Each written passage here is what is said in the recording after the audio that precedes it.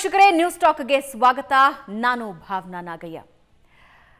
ಸೋದರರು ಬೆಳೀತಾ ಬೆಳೀತಾ ದಾಯಾದಿಗಳಾಗ್ತಾರೆ ಅಂತಾರೆ. ಹಲವು ಸನ್ನಿವೇಶಗಳಲ್ಲಿ ಈ ಮಾತು, ಈ ಗಾದೆ ನಿಜ ಅಂತ ಅನ್ನಿಸ್ಕೊಂಡ್ಬಿಡತ್ತೆ. ಸೋದರರ ವಿಷಯ, ದಾಯಾದಿಗಳ ವಿಷಯ ಯಾಕೆ ಬಂತು ಅಂತ ಹೇಳಿದ್ರೆ, ಮಹಾರಾಷ್ಟ್ರದಲ್ಲಿ ಹಂಗಿದ್ದೊಂದು ಬೆಳವಣಿಗೆ ನಡೆದಿದೆ. ದಶಕಗಳಿಂದ ಮುನಿಸಿಕೊಂಡ ಇಬ್ಬರು ಸಹೋದರರು ಒಂದಾಗಿ ಎದುರಿಗಿರುವಂತಹ ಸರ್ಕಾರದ ವಿರುದ್ಧ, ಸರ್ಕಾರದ ಪಕ್ಷದ ವಿರುದ್ಧ ಹೋರಾಟಕ್ಕೆ ಅಣಿಯಾಗ್ತಾ ಇದ್ದಾರೆ. ಹಾಗಾದ್ರೆ ಯಾರವರು ಅನ್ನೋದ್ರ ಬಗ್ಗೆ ಹೆಚ್ಚಿಗೆ ಏನು ಹೇಳಬೇಕಾಗಿಲ್ಲ. ಠಾಕ್ರೆ ಬ್ರದರ್ಸ್ ಒಂದಾಗಿದ್ದಾರೆ. ರಾಜಕೀಯ ಮೇಲಾಟಗಳಿನ ಮೇಲೆ ಯಾವ ರೀತಿ ಇರುತ್ತೆ, ಠಾಕ್ರೆ ಬ್ರದರ್ಸ್ ಒಂದಾಗಿರೋದು ಶಿವಸೇನೆ ಮತ್ತು ಮಹಾರಾಷ್ಟ್ರದ ರಾಜಕಾರಣದ ಮೇಲೆ ಬೀರುವ ಪರಿಣಾಮಗಳೇನು, ಇದರ ಬಗ್ಗೆ ನಮ್ಮ ಜೊತೆ ಮಾತನಾಡೋದಕ್ಕೆ ನನ್ನ ಕಲೀಗ್ ಹಾಗೂ ರಾಜಕೀಯ ವಿಶ್ಲೇಷಕರಾದ ಪ್ರಶಾಂತ್ ನಾಥ್ ಇದ್ದಾರೆ. ಪ್ರಶಾಂತ್, ಕಾರ್ಯಕ್ರಮಕ್ಕೆ ಸ್ವಾಗತ. Thank you Babu. ಪ್ರಶಾಂತ್, ರಾಜ್ ಠಾಕ್ರೆ ಮತ್ತು ಉದ್ಧವ್ ಠಾಕ್ರೆ ರಕ್ತ ಸಂಬಂಧಿಗಳು ಹೌದು, ಆದರೆ ಸಹೋದರರಲ್ಲ. ಆದರೂ ಕೂಡ ಸಹೋದರರು ಹುಡ್ತಾ ಸಹೋದರರು ಬೆಳೀತಾ ದಾಯಾದಿಗಳು ಅಂತ ಒಂದು ಗಾದೆ ಮಾತಿದೆ. ಅದರಂತೆ ರಾಜಕಾರಣದಲ್ಲೂ ಕೂಡ ಇವತ್ತು ಸಹೋದರರಾಗಿದ್ದವರು ನಾಳೆ ಶತ್ರುಗಳಾಗಬಾರ್ದು ಅಂತೇನಿಲ್ಲ. ಕರ್ನಾಟಕದ ಹಲವಾರು ಉದಾಹರಣೆಗಳು ಕೂಡ ಇವೆ. ಆದರೆ ಈಗ ರಾಜ್ ಠಾಕ್ರೆ ಮತ್ತು ಉದ್ಧವ್ ಠಾಕ್ರೆ ಒಂದೇ ಕಡೆ ಬಂದಿದ್ದಾರೆ, ಒಂದೇ ವೇದಿಕೆ ಶೇರ್ ಮಾಡ್ಕೊಂಡಿದ್ದಾರೆ. ಜೊತೆಗೆ ಮರಾಠ ಭಾಷೆಗೋಸ್ಕರ ನಾವು ಒಂದಾಗಿದ್ದೀವಿ ಅನ್ನೋ ಸಂದೇಶನ ಸಾರ್ತಾ ಇದ್ದಾರೆ. What is happening? ಅವರು ನೋಡಿ, ರಾಜಕಾರಣದಲ್ಲಿ ಒಂದು ಅನಿವಾರ್ಯ ಸ್ಥಿತಿ ಸೃಷ್ಟಿಯಾದಾಗ ಎಷ್ಟೇ ಕಟುವಾದ, ಕಹಿಯಾದ, ನೀವು ಹೇಳಿದಂತೆ ದಾಯಾದಿ ರೀತಿಯ ಸಂಬಂಧಗಳಿದ್ದರೂ ಕೂಡ ರಾಜಕಾರಣ ಒಂದು ಅನಿವಾರ್ಯತೆಯನ್ನು ಆಗಾಗ ಸೃಷ್ಟಿಸುತ್ತೆ. ಈ ಕರ್ನಾಟಕದಲ್ಲೇ BJP JDS ಒಟ್ಟಿಗೆ ಬರುತ್ತೆ ಅಂತ ಯಾರಾದರೂ ಅಂದ್ಕೊಂಡಿದ್ರೆ, DK ಶಿವಕುಮಾರ್ ಎಮರ್ಜೆನ್ಸ್ನ ನಂತರ ಆ ರೀತಿಯ ಪರಿಸ್ಥಿತಿ ನಿರ್ಮಾಣವಾಯಿತು. ಮಹಾರಾಷ್ಟ್ರದಲ್ಲೂ ಕೂಡ ನೀವು ನೋಡಿದ್ರೆ ಕಳೆದ 20 ವರ್ಷಗಳಲ್ಲಿ ಠಾಕ್ರೆ ವರ್ಸಸ್ ಠಾಕ್ರೆ ಅನ್ನೋದು ಒಂದು ಭಾಳ ದೊಡ್ಡ ಪೊಲಿಟಿಕಲ್ ಸ್ಟೇಟ್ಮೆಂಟ್ ಆಗಿತ್ತು. ಉದ್ಧವ್ ಠಾಕ್ರೆ ವರ್ಸಸ್ ರಾಜ್ ಠಾಕ್ರೆ ಯಾವತ್ತಿಗೂ ಕೂಡ ಆರೋಪ ಪ್ರತ್ಯಾರೋಪಗಳು ನಡೀತಾ ಇದ್ವು. ಅನೇಕ ಬಾರಿ ರಾಜ್ ಠಾಕ್ರೆ ಹೇಳಿದ್ರು, ಉದ್ಧವ್ ಠಾಕ್ರೆ ಒಂಚೂರು ಮುಂದುವರ್ಸೋದಕ್ಕೆ ಮುಂಚೆ ಒಂಚೂರು ಯಾಕೆ ಇಬ್ಬರ ಮಧ್ಯ ಬಿರುಕು ಮೂಡಿತ್ತು, ಏನಾಯ್ತು, ಆ ಟೈಮಲ್ಲಿ ಏನಾಗಿತ್ತು ಅನ್ನೋದನ್ನ ಒಂಚೂರು ನೆನಪು ಮಾಡಿ. ಮಹಾರಾಷ್ಟ್ರದ ರಾಜಕಾರಣದಲ್ಲಿ BJP ಮತ್ತು ಶಿವಸೇನೆ ಒಟ್ಟಾಗಿ ಬಂದು ಅಧಿಕಾರ ಹಿಡಿದಿದ್ದು 95ರಿಂದ 99ರ ಅವಧಿಯಲ್ಲಿ. Ball Thackeray is a popular. ಅವರು ಮೊದಲು ಮರಾಠಿ ಅನ್ನುವ ವಿಷಯವನ್ನು ಇಟ್ಕೊಂಡು ಹೋರಾಟ ನಡೆಸಿದರು, ನಂತರ ಹಿಂದುತ್ವ ಅನ್ನುವ ವಿಷಯವನ್ನು ಇಟ್ಕೊಂಡು ಹೋರಾಟ ನಡೆಸಿದರು. ಬಾಲ್ ಠಾಕ್ರೆ ಉತ್ತರಾಧಿಕಾರಿಯಾಗಿ ಎಲ್ಲರೂ ರಾಜ್ ಠಾಕ್ರೆಯನ್ನು ನೋಡ್ತಾ ಇದ್ರು. ರಾಜ್ ಠಾಕ್ರೆ ಬಾಲ್ ಠಾಕ್ರೆ ಅವರ ಪೊಲಿಟಿಕಲ್ ವಾರಸುದಾರ. ಒಂದು ರೀತಿ ಭಾಷಣದ ಶೈಲಿ, ವ್ಯಂಗ್ಯಚಿತ್ರಕಾರನೂ ಹೌದು, ಮತ್ತು ಆ ಒಂದು ವೆರಿ ಫೇಮಸ್. ಆ ರೀತಿ ರಾಜ್ ಠಾಕ್ರೆಯನ್ನು ಒಬ್ಬ ವಾರಸುದಾರನಾಗಿ ನೋಡ್ತಾ ಇದ್ರು. ಆದರೆ ಏಕಾಏಕಿ ಉದ್ಧವ್ ಠಾಕ್ರೆ ಒಬ್ಬ ಫೋಟೋಗ್ರಾಫರ್ ಆದವರು ಪಾಲಿಟಿಕ್ಸ್ಗೆ ಬಂದರು. ಉದ್ಧವ್ ಠಾಕ್ರೆ ಶಿವಾಜಿಯ ಕೋಟೆಗಳ ಅತ್ಯದ್ಭುತ ಫೋಟೋಗಳನ್ನು ಸೆರೆ ಹಿಡಿತಕ್ಕಂಥ ಛಾಯಾಗ್ರಾಹಕ. ಅವ್ರಿಗೆ ಪಾಲಿಟಿಕ್ಸ್ ಇಂಟ್ರೆಸ್ಟ್ ಇಲ್ಲ ಅಂತ. ಬಟ್ ಪವರ್ ನೋಡಿ, ಪವರ್ ಯಾವತ್ತಿಗೂ ರಾಜಕಾರಣಕ್ಕೆ ಹೇಳುತ್ತರುತ್ತೆ. ಆ ಪವರ್ದೊಂದು ಆಕರ್ಷಣೆ ಇರುತ್ತೆ. ಬಾಲ್ ಠಾಕ್ರೆ ಕೂಡ 2003ರಲ್ಲಿ ಮಹಾಬಲೇಶ್ವರದಲ್ಲಿ ಒಂದು ಕಾರ್ಯಕಾರಿಣಿ ಇತ್ತು. ಕಾರ್ಯಕಾರಿಣಿಯಲ್ಲಿ ಏಕಾಏಕಿ ರಾಜ್ ಠಾಕ್ರೆಗೆ ತಿಳಿಸದೆ ಉದ್ಧವ್ ಠಾಕ್ರೆಯನ್ನು ಶಿವಸೇನೆಯ ಕಾರ್ಯಾಧ್ಯಕ್ಷರನ್ನಾಗಿ ಮಾಡಲಾಯಿತು. ಅಲ್ಲಿ ಅಧ್ಯಕ್ಷ ಅನ್ನುವ ಪದ ಇರಲ್ಲ, ಶಿವಸೇನಾ ಪ್ರಮುಖ ಅಂತ ಇರುತ್ತೆ, ಅದು ಬಾಲ್ ಠಾಕ್ರೆ ಇದ್ದರು. ಉದ್ಧವ್ ಠಾಕ್ರೆಯನ್ನು ಬಾಲ್ ಠಾಕ್ರೆ ಒಂದು ರೀತಿಯಲ್ಲಿ ಉತ್ತರಾಧಿಕಾರಿಯನ್ನು ನೇಮಿಸಿದಾಗ ರಾಜ್ ಠಾಕ್ರೆಗೆ ಒಂದು ರೀತಿ ಇರುಸು ಮುರುಸು ಶುರು ಆಯ್ತು ಪಾರ್ಟಿಯಲ್ಲಿ. ಯಾಕಂದರೆ ರಾಜ್ ಠಾಕ್ರೆಗೆ ಅನ್ಸುತ್ತೆ ನಾನೇ ಉತ್ತರಾಧಿಕಾರಿಯಾಗಿ ಆಯ್ತೀನಿ ಅಂತ. ಹೀಗಾಗಿ 2005ರಲ್ಲಿ ತನ್ನ ಚಿಕ್ಕಪ್ಪನ ವಿರುದ್ಧ ಮುನಿಸ್ಕೊಂಡು ರಾಜ್ ಠಾಕ್ರೆ ಶಿವಸೇನೆಯಿಂದ ಹೊರಗೆ ಬಿದ್ದರು. ಮಹಾರಾಷ್ಟ್ರ ನವನಿರ್ಮಾಣ ಸೇನೆಯನ್ನು ರಚಿಸಿದ್ರು, MNS.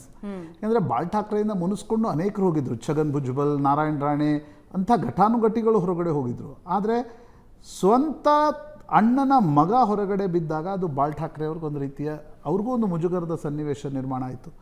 ಆದರೆ ರಾಜ್ ಠಾಕ್ರೆದು ಅವಾಗೊಂದು ಫೇಮಸ್ ಮರಾಠಿ ಸ್ಟೇಟ್ಮೆಂಟ್ ಇದೆ, ನನಗೆ ವಿಠ್ಠಲನ ಬಗ್ಗೆ ಯಾವುದೇ ರೀತಿಯಾಗಿರ್ತಕ್ಕಂಥ ಸಮಸ್ಯೆ ಇಲ್ಲ. ವಿಠ್ಠಲ ಅಂದರೆ ನೀವು ಶಿವಸೇನೆಗೆ ಸೀಮಿತವಾಗಿ ನೋಡಿದಾಗ ಬಾಲ್ ಠಾಕ್ರೆ, ಆದರೆ ಈ ವಿಠ್ಠಲನ ಸುತ್ತಮುತ್ತ ಇರುವ ಬಡವೆ ಅಂತ, ಈ ನೀವು ವಿಠ್ಠಲನ ಸುತ್ತಮುತ್ತ ಅರ್ಚಕರು ಇರ್ತಾರೆ. ಮಾಜಾ ಪ್ರಾಬ್ಲಮ್ ಬಡವ್ಯಾಂಚಿ ಅಂತಿದ್ರು. ನೀವು ಅದು ಕನ್ನಡದ ಬಡವ, ಹಿಂದಿ ಬಡವ ಅದಲ್ಲ, ಬಡವೆ ಅಂತ ಒಂದು ಅರ್ಚಕರ ಇದೆ. ಸೊ ನನಗೆ ಆ ಸುತ್ತಮುತ್ತಲಿರುವ ಪುರೋಹಿತರ ಜೊತೆ ಸಮಸ್ಯೆ ಇದೆ ಹೊರತು ಬಾಲ್ ಠಾಕ್ರೆ ಜೊತೆ ಸಮಸ್ಯೆ ಇಲ್ಲ ಅನ್ನೋದು ರಾಜ್ ಠಾಕ್ರೆಯ ಸ್ಟೇಟ್ಮೆಂಟ್ ಆಗಿತ್ತು. ಬಾಲ್ ಠಾಕ್ರೆ ಅನೇಕ ಬಾರಿ ಪ್ರಯತ್ನ ಪಟ್ಟರು ರಾಜ್ ಮತ್ತು ಉದ್ಧವರನ್ನು ಒಟ್ಟಿಗೆ ತರಬೇಕು ಅಂತಕ್ಕಂಥದ್ದು. ಆದರೆ ಅದೇ ಅವರ ಜೀವಿತಾವಧಿಯಲ್ಲಿ ಸಾಧ್ಯ ಆಗಲಿಲ್ಲ. ಅದನ್ನೇ ಮೊನ್ನೆ ರಾಜ್ ಠಾಕ್ರೆ ಭಾಷಣದ ಆರಂಭದಲ್ಲಿ ಹೇಳಿದರು. ಬಾಲ್ ಠಾಕ್ರೆಗೆ ಏನು ಮಾಡ್ಲಿಕ್ಕೆ ಸಾಧ್ಯ ಆಗಲಿಲ್ವೋ ಅದನ್ನು ದೇವೇಂದ್ರ ಫಡ್ನವೀಸ್ ಮಾಡಿದ್ದಾರೆ ಅಂತ. ನೀವು ರಾಜ್ ಠಾಕ್ರೆಯ ಪಾರ್ಟಿಯನ್ನು ನೋಡಿದಾಗ MNS ಮೊದಲನೇ ಬೃಹನ್ ಮುಂಬೈ ಮಹಾನಗರ ಪಾಲಿಕೆ ಚುನಾವಣೆಯಲ್ಲಿ ದೇ ಡಿಡ್ ಫೇರ್ಲಿ ವೆಲ್. ಮೊದಲನೇ ವಿಧಾನಸಭಾ ಚುನಾವಣೆಯಲ್ಲಿ ಒಂದು 7-8 ಸೀಟ್ಗಳು ಬಂದವು. ನಾಸಿಕ್ಕು, ಪುಣೆ ಹತ್ತಿರದ ಚಿಂಚ್ವಡ್ ಸೀಟು, ಮುಂಬಯಿಯ ಕೆಲ ಸೀಟುಗಳು ರಾಜ್ ಠಾಕ್ರೆಗೆ ಬಂದವು. ಆದರೆ ರಾಜ್ ಠಾಕ್ರೆದೊಂದು ಸಮಸ್ಯೆ ಇದೆ, ಅತ್ಯದ್ಭುತ ಭಾಷಣಕಾರ, ಆದರೆ ತಳಮಟ್ಟದಲ್ಲಿ ಹೋಗಿ ಸಂಘಟಕ ಅಲ್ಲ. ಬಾಳ್ ಠಾಕ್ರೆ ರೀತಿ. ಬಾಳ್ ಠಾಕ್ರೆಗೆ ಸಂಘಟನೆನೂ ಇತ್ತು, ಭಾಷಣನೂ ಇತ್ತು. ಬಟ್ ರಾಜ್ ಠಾಕ್ರೆಗೆ ಆ ಭಾಷಣ ಇದೆ, ಸಂಘಟನೆ ಇಲ್ಲ.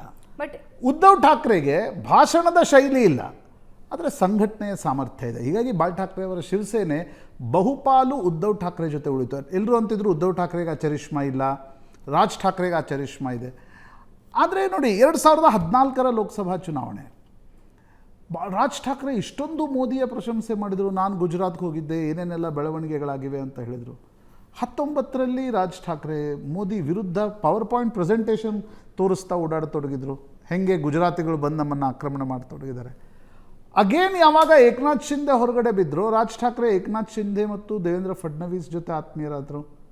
ಮೊನ್ನೆಯ ಲೋಕಸಭೆ ಮತ್ತು ವಿಧಾನಸಭೆ ಎರಡೂ ಚುನಾವಣೆಗಳಲ್ಲಿ, ಲೋಕಸಭಾ ಚುನಾವಣೆಯಲ್ಲಂತೂ ಅವರು ಮೋದಿಗೆ ಸಪೋರ್ಟಾಗಿ ಕ್ಯಾಂಡಿಡೇಟನ್ನು ಹಾಕದೆ ಭಾಷಣವನ್ನು ಮಾಡಿದ್ರು, ಪ್ರಚಾರವನ್ನು ಮಾಡಿದರು. ವಿಧಾನಸಭಾ ಚುನಾವಣೆಯಲ್ಲಿ ಯಾರ ಜೊತೆನೂ ಮೈತ್ರಿ ಮಾಡ್ಕೊಳ್ಳಿಲ್ಲ. ಆದರೆ ಅವರು ಹೇಳಿದರು BJP ಜೊತೆಗೆ ಮಾತ್ರ ನಾನು ಪೋಸ್ಟ್ ಪೋಲ್ ಅಲಯನ್ಸಿಗೆ ತಯಾರಿದ್ದೀನಿ ಅಂತಕ್ಕಂಥದ್ದು. ಆದರೆ ನನಗನ್ಸುತ್ತೆ ಭಾವನ, ಈ ವಿಧಾನಸಭಾ ಮತ್ತು ಲೋಕಸಭಾ ಚುನಾವಣೆಯ ಹೀನಾಯ ಸೋಲೇನಿತ್ತು. ವಿಧಾನಸಭೆಯಲ್ಲಿ ಖಾತೆ ತೆರಲಿಲ್ಲ. ಸ್ವತಃ ರಾಜ್ ಠಾಕ್ರೆ ಅವರ ಮಗ ಚುನಾವಣೆಯನ್ನು ಗೆಲ್ಲಕ್ಕೆ ಸಾಧ್ಯ ಆಗಲಿಲ್ಲ. ಇನ್ನೊಂದು ಕಡೆ ಶಿವಸೇನೆ ಒಂದು ಕಾಲದಲ್ಲಿ ಮುಂಬಯಿಯ 36 ಸೀಟ್ಗಳಲ್ಲಿ ಬಹುಪಾಲು ಸೀಟ್ಗಳನ್ನು ಪಡಿತಾ ಇತ್ತು. ಆದರೆ ಈಗ ಮುಂಬೈ ನಗರದ ಕೆಲ ಸೀಟ್ಗಳನ್ನು ಹೊರತುಪಡಿಸಿದರೆ 10 ಸೀಟನ್ನೇನೋ ಶಿವಸೇನೆ ಮುಂಬೈಯಲ್ಲಿ ಗೆದ್ದಿದೆ, 10 ಸೀಟ್ ಹೊರಗೆ ಗೆದ್ದಿದೆ, ಒಟ್ಟು 20 ಸೀಟು.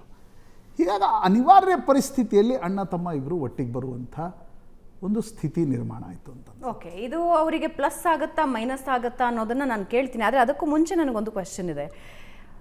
ಬಾಳ್ ಠಾಕ್ರೆ ಬದುಕಿರುವವರೆಗೆ ಕಾಂಗ್ರೆಸ್ಸಿನ ಕಡೆ ಅವರು ಮುಖ ಮಾಡಿದವರಲ್ಲ, ಉದ್ಧವ್ ಠಾಕ್ರೆ ಮಾಡಿದ್ದಾರೆ. ರಾಜ್ ಠಾಕ್ರೆ ಕಾಂಗ್ರೆಸ್ನೊಂದಿಗೆ ಹೋಗೋ ಸಾಧ್ಯತೆ ಎಷ್ಟರ ಮಟ್ಟಿಗಿದೆ? ಅವರ ಜೊತೆಗಿನ ಈ ಹಿಂದಿನ ಕಾಂಗ್ರೆಸ್ ಪಕ್ಷದ ಜೊತೆಗಿನ ಅವರ ನಡವಳಿಕೆ ಹೇಗಿತ್ತು? ನೋಡಿ, ಬಾಳ್ ಠಾಕ್ರೆ ಅನೇಕರು ಹೇಳ್ತಾರೆ ಬಾಳ್ ಠಾಕ್ರೆಯನ್ನು ಕ್ರಿಯೇಟ್ ಮಾಡಿದ್ದೇ ಕಾಂಗ್ರೆಸ್ಸಿಗರು. ಯಾಕಂದರೆ ಲೆಫ್ಟನ್ನು ಮುಗಿಸ್ಬೇಕಾಗಿತ್ತು. ಜವಳಿ ಮಿಲ್ಗಳೇನು, ಮುಂಬೈ ವಾಸ್ ಫೇಮಸ್ ಫಾರ್ ಜವಳಿ ಮಿಲ್ಗಳು. ಆ ಪಾಲಿಟಿಕ್ಸ್ನಲ್ಲಿ ಅಲ್ಲಿ ಸೋಷಿಯಲಿಸ್ಟ್ ಮತ್ತು ಲೆಫ್ಟನ್ನು ಮುಗಿಸ್ಲಿಕ್ಕೆ ಆಗಿನ ಕಾಂಗ್ರೆಸ್ ನಾಯಕರು ಬಾಳ್ ಠಾಕ್ರೆಗೆ ಜಾಸ್ತಿ ಒಂದು ರೀತಿಯಾಗಿರ್ತಕ್ಕಂಥ ಪ್ರಯಾರಿಟಿಯನ್ನು ಕೊಟ್ಟರು. ಹೀಗಾಗಿ ಬಾಳ್ ಠಾಕ್ರೆ ಬೃಹನ್ ಮುಂಬೈ ಮಹಾನಗರ ಪಾಲಿಕೆಯ ಚುನಾವಣೆಯಲ್ಲಿ ಬೆಳೆದರು ಅಂತಕ್ಕಂಥದ್ದನ್ನು ಹೇಳ್ತಾರೆ. ಆದರೆ ಬಾಳ್ ಠಾಕ್ರೆ ಎಂದೂ ಕಾಂಗ್ರೆಸ್ ಜೊತೆ ಮೈತ್ರಿ ಮಾಡ್ಕೊಂಡಿರಲಿಲ್ಲ.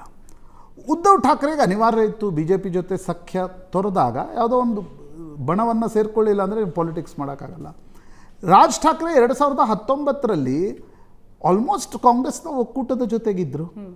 ಆದರೆ ಕಾಂಗ್ರೆಸ್ ಜೊತೆ ಮೈತ್ರಿ ಅಂತಕ್ಕಂಥದ್ದು ಅವ್ರದ್ದು ಯಾವತ್ತೂ ಯಾವ ಚುನಾವಣೆಯಲ್ಲೂ ಆಗಿರಲಿಲ್ಲ. ಈಗ ನೋಡಿ, ಈಗಲೂ ಕೂಡ ಒಂದು ತ್ರಿಭಾಷಾ ಸೂತ್ರದ ಒಂದು ಹೋರಾಟ ರಾಜ್ ಠಾಕ್ರೆ ಮತ್ತು ಉದ್ಧವ್ ಠಾಕ್ರೆ ಒಟ್ಟಿಗೆ ಬರಲು ನೆಪವಾಯಿತು. On the pretext of that ತ್ರಿಭಾಷಾ ಸೂತ್ರ ಅವರು ಒಟ್ಟಿಗೆ ಬಂದಿದ್ದಾರೆ. ಏನು ತ್ರಿಭಾಷಾ ಸೂತ್ರ? ಈಗ ನೋಡಿ, ನಾನು ನೀವು ಇಬ್ಬರು ಕನ್ನಡ ಮೀಡಿಯಮಲ್ಲಿ ಕಲ್ತಿದ್ದೀವಿ. 5ನೇ ತರಗತಿಯಿಂದ ನಮಗೆ 3ನೇ ಲ್ಯಾಂಗ್ವೇಜ್ ಆಗಿ ಹಿಂದಿ ಬರುತ್ತೆ. ದೇವೇಂದ್ರ ಫಡ್ನವೀಸ್ ಒಂದು ಗೌರ್ಮೆಂಟ್ ಆರ್ಡರನ್ನು ಹೊರಡಿಸಿದ್ರು. ಏನು? 1ನೇ ತರಗತಿಯಿಂದಲೇ ಹಿಂದಿ 3rd ಲ್ಯಾಂಗ್ವೇಜ್ ಆಗಿರುತ್ತೆ. 1, 2 ಬರೀ ಸಂವಾದ ಇರುತ್ತೆ, ಲಿಪಿ ಇಲ್ಲ. 3, 4, 5ರಿಂದ 3ನೇ ತರಗತಿಯಿಂದಲೇ ಲಿಪಿ ಶುರು ಆಗುತ್ತೆ. BJP ಕೂಡ ಮಾಡಿದ್ದು ಮುಂಬೈ ಮಹಾನಗರ ಪಾಲಿಕೆಯ ಚುನಾವಣೆಯಲ್ಲಿ ಅಮರಾಠಿ ವೋಟ್ ಬ್ಯಾಂಕನ್ನು ಗಮನದಲ್ಲಿಟ್ಕೊಂಡು, ಯಾಕಂದರೆ ಉತ್ತರ ಭಾರತೀಯ ಬಿಹಾರ್ UP ದೊಡ್ಡ ವೋಟ್ ಬ್ಯಾಂಕ್ ಈಗ ಮುಂಬೈಯಲ್ಲಿದೆ, ಅದನ್ನು ಗಮನದಲ್ಲಿಟ್ಕೊಂಡು BJP ಮಾಡಿತ್ತು. ಆದರೆ ಏಕಾಏಕಿ ಉದ್ಧವ್ ಠಾಕ್ರೆ ಮತ್ತು ರಾಜ್ ಠಾಕ್ರೆಗೆ ಅನ್ನಿಸ್ತು ಈ ವಿಷಯ ಎತ್ತಾಕೊಂಡ್ರೆ ನಾವು ಪೊಲಿಟಿಕಲಿ ಕೂಡ ಒಟ್ಟಾಗಿ ಬರಬಹುದು ಅನ್ನೋ ಕಾರಣ, ಮುಂಬೈ ಮೇಲಿನ ಹಿಡಿತ ಮತ್ತೆ ವಾಪಸ್ ಬರೋ ಚಾನ್ಸಸ್ ಇರುತ್ತೆ. ಆ ರೀತಿಯ ಕಾರಣಗಳಿಗೋಸ್ಕರ ರಾಜ್ ಠಾಕ್ರೆ ಮತ್ತು ಉದ್ಧವ್ ಠಾಕ್ರೆ ಬಂದರು. ಅವರು ಒಂದೇ ದಿನಾಂಕಕ್ಕೆ ನಾವು ಒಂದೇ ಮೆರವಣಿಗೆಯನ್ನು ಮಾಡ್ತೀವಿ ಅಂದ ತಕ್ಷಣ ಮಹಾರಾಷ್ಟ್ರ ಸರ್ಕಾರ ಆ ಒಂದು ಜಿಯೋನ ಹಿಂತೆಗೆದುಕೊಳ್ತು. ಹೀಗಾಗಿ ಒಂದು ವಿಜಯ್ ಮೇಳಾವ ಅಂತ ಆವಾಜ್ ಮರಾಠೀಚಾ ಅಂತೇನು ವರ್ಲಿ ಕಾಂಪ್ಲೆಕ್ಸ್ನಲ್ಲಿ ಮಾಡಿದರು. ಅದೊಂದು ವಿಜಯೋತ್ಸವ. ಆದರೆ ಆ ವಿಜಯೋತ್ಸವದಲ್ಲಿ ಇಂಟ್ರೆಸ್ಟಿಂಗ್ ಏನು ಪೊಲಿಟಿಕಲಿ ಅಂದರೆ, ಇಬ್ಬರು ಹೇಳ್ತಿದ್ದಾರೆ ನಾವು ಒಟ್ಟಿಗೆ ಬಂದಿದ್ದೀವಿ, ಇನ್ನು ಒಟ್ಟಿಗೆ ಇರ್ತೀವಿ. ಇಸ್ ಇಟ್ ಪಾಸಿಬಲ್ ಅನ್ನೋದು ಆಗುತ್ತಾ, ಸಾಧ್ಯ ಆಗುತ್ತಾ ಇಬ್ರು? ಅನಿವಾರ್ಯ ಸ್ಥಿತಿಯಲ್ಲಿ ನೋಡಿ, ಮುಂಬೈ ಮಹಾನಗರ ಪಾಲಿಕೆ ಚುನಾವಣೆಗೆ ಸೀಮಿತವಾಗಿ ನೋಡಿದಾಗ ಒಟ್ಟಿಗೆ ಬರಲಿಕ್ಕೆ ಏನು ತೊಂದರೆ ಇದ್ದಂತೆ ಕಾಣ್ತಿಲ್ಲ ನನಗೆ. ನೀವು ಒಂದು 36 ಸೀಟ್ಗಳಿವೆ, ಕಾಂಗ್ರೆಸ್ NCP ಎರಡೂ ಕಡೆ ಈಗ ಕಾಂಗ್ರೆಸ್ NCP ಇವೆ, ಅದರ ಜೊತೆ ಶಿವಸೇನೆ ಮತ್ತು ರಾಜ್ ಠಾಕ್ರೆ ಒಟ್ಟಿಗೆ ಬಂದರೆ ಮುಂಬೈ ನೋಡಿ, ಮುಂಬೈ ಮಹಾನಗರ ಪಾಲಿಕೆ ಹಿಡಿತ ಯಾಕೆ ಇಂಪಾರ್ಟೆಂಟು? 75,000 ಕೋಟಿಯ ಬಜೆಟ್ ಇದೆ. ಬೆಂಗಳೂರು ಮಹಾನಗರ ಪಾಲಿಕೆಯ 7ರಿಂದ 8 ಪಟ್ಟು ಹೆಚ್ಚು ಬಜೆಟ್.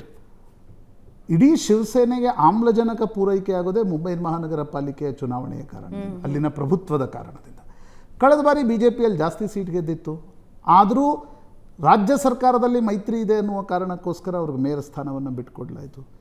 ಈ ಬಾರಿಯ ಚುನಾವಣೆ ಇಂಟ್ರೆಸ್ಟಿಂಗ್ ಆಗಿರಲಿದೆ, ಯಾಕಂದರೆ ರಾಜ್ ಮತ್ತು ಉದ್ಧವ್ ಒಟ್ಟಿಗೆ ಬಂದಿರೋದು ಮರಾಠಿ ಭಾಷಿಕ ವೋಟ್ಗಳ ಮೇಲೆ ಏನೊಂದು ವಾಪಸ್ ಹಿಡಿತವನ್ನು ತೆಗೆದುಕೊಂಡ್ರೆ, ನೋಡಿ ಎರಡೂ ಪಕ್ಷಗಳು ದುರ್ಬಲವಾಗಿವೆ ಈಗ. ಇವತ್ತು ಭಾರತೀಯ ಜನತಾ ಪಾರ್ಟಿ ಒಂದು ಬಿಟ್ಟರೆ ಈ ಚುನಾವಣೆಯಲ್ಲಿ ಬಹುಶಃ ಕಾಂಗ್ರೆಸ್ಸು, NCP, ಶಿವಸೇನೆ, ರಾಜ್ ಠಾಕ್ರೆಯ ಅಸ್ತಿತ್ವನೇ ಇಲ್ಲ ಇವತ್ತು ಮುಂಬೈ ಮಹಾನಗರ ಪಾಲಿಕೆಯಲ್ಲಿ. ಆ ಕಾರಣದಿಂದ ಇಬ್ಬರು ಒಟ್ಟಿಗೆ ಬರ್ತಿದ್ದಾರೆ. ಒಟ್ಟಿಗೆ ಬಂದು ಒಟ್ಟಿಗಿದ್ದು ಒಟ್ಟಿಗೆ ಏನಾದರೂ ಪ್ರೀಪೋಲ್ ಅಲಯನ್ಸನ್ನು ಮಾಡಿಕೊಂಡ್ರೆ ಅದರ ಇಂಪ್ಯಾಕ್ಟ್ ಮುಂಬೈ ಮಹಾನಗರ ಪಾಲಿಕೆಯ ಚುನಾವಣೆ ಮೇಲೆ ಏನು. ರಾಜಕಾರಣದಲ್ಲಿ ನೋಡಿ, ಒಂದು ಬಾಗಿಲು ಮುಚ್ಚಿದಾಗ ಇನ್ನೊಂದು ಬಾಗಿಲು ಓಪನ್ ಆಗುತ್ತೆ, ಹೊಸ ಹೊಸ ಅಲಯನ್ಸ್ಗಳು ಬರ್ತವೆ, ಹೊಸ ಹೊಸ ಸಮೀಕರಣಗಳು ಬರ್ತವೆ. ಅದು ಯಾವ ಮಟ್ಟಕ್ಕೆ ಬಾಳ್ ಠಾಕ್ರೆ ಇಬ್ಬರು ವಾರಸುದಾರರು ಇದ್ದಾರೆ, ಅವರಿಬ್ಬರು ಒಟ್ಟಿಗೆ ಬಂದಿರೋದು it will have definite impact. But ಇಂಪ್ಯಾಕ್ಟ್ನ ಪ್ರಮಾಣ ಎಷ್ಟು, ತೀವ್ರತೆ ಎಷ್ಟು, ಅದು ನನಗನ್ಸುತ್ತೆ ಚುನಾವಣೆಯಲ್ಲೇ ಚುನಾವಣೆಯಲ್ಲೇ ಸ್ಪಷ್ಟ ಆಗುತ್ತೆ. ಅದರ ಜೊತೆಗೆ ಕೌಂಟರ್ ಏನಿರುತ್ತೆ ಅನ್ನೋದ್ರ ಬಗ್ಗೆನೂ ನಾವು ಗಮನ ಹರಿಸಬೇಕು. ಬಟ್ ಒಂದು ಅಂಡರ್ಲೈನ್ ಮಾಡಬೇಕಾಗಿದ್ದ ಅಂಶ ಭಾವನಾ, ರಾಜ್ ಠಾಕ್ರೆ ವೋಟ್ ಕ್ಯಾಚ್ ಮಾಡ್ತಿಲ್ಲ. ಬಟ್ ನೀವು ಟೆಲಿವಿಷನ್ ದೃಷ್ಟಿಯಿಂದ ಹೈಯೆಸ್ಟ್ TRP ಯಾರ್ದಾದ್ರೂ ಭಾಷಣಕ್ಕೆ ಇವತ್ತಿದ್ರೆ ರಾಜ್ ಠಾಕ್ರೆಗಿದೆ. ಸಿನಿಮಾ, ಇದು ಏನು ನಾಟಕ, ಪ್ರತಿಯೊಂದು ಫೀಲ್ಡ್ನಲ್ಲೂ ರಾಜ್ ಠಾಕ್ರೆಯ ಸಂಬಂಧಗಳಿವೆ, ಮೈತ್ರಿಗಳಿವೆ. ನೀವು ಅವರ ಮೊನ್ನೆಯ ಕಾರ್ಯಕ್ರಮದಲ್ಲಿ ಬಹುತೇಕ ಮಹಾರಾಷ್ಟ್ರದ ನಟನಟಿಯರು ವೇದಿಕೆ ಮುಂಭಾಗದಲ್ಲಿ ಬಂದು ಕುಳಿತುಕೊಂಡಿದ್ರು. ಆದರೆ ಅವರಿಗೆ ವೋಟ್ ತೆಗೆದುಕೊಳ್ಳುವ ಸಂಘಟನೆ ಇಲ್ಲ. ಹೀಗಾಗಿ ಶಿವಸೇನೆ ಮತ್ತು ರಾಜ್ ಠಾಕ್ರೆ ಒಟ್ಟಿಗೆ ಬಂದಾಗ ಅವ್ರು ಎಷ್ಟು ದಿನ ಉಳ್ಕೊಳ್ತಾರೆ, ಅದು ಪೊಲಿಟಿಕಲಿ ಏನು ಟರ್ನ್ಔಟ್ ಆಗುತ್ತೆ, that is very interesting to us. ನೋಡೋಣ, ಕಾದು ನೋಡೋಣ. ಇದರೊಂದಿಗೆ ಇವತ್ತಿನ ನ್ಯೂಸ್ ಟಾಕ್ ಮುಗಿಸೋಣ. ಪ್ರಶಾಂತ್, ಧನ್ಯವಾದ. ವೀಕ್ಷಕರೇ, ಇದು ಇವತ್ತಿನ ನ್ಯೂಸ್ ಟಾಕ್. ನಮಸ್ಕಾರ.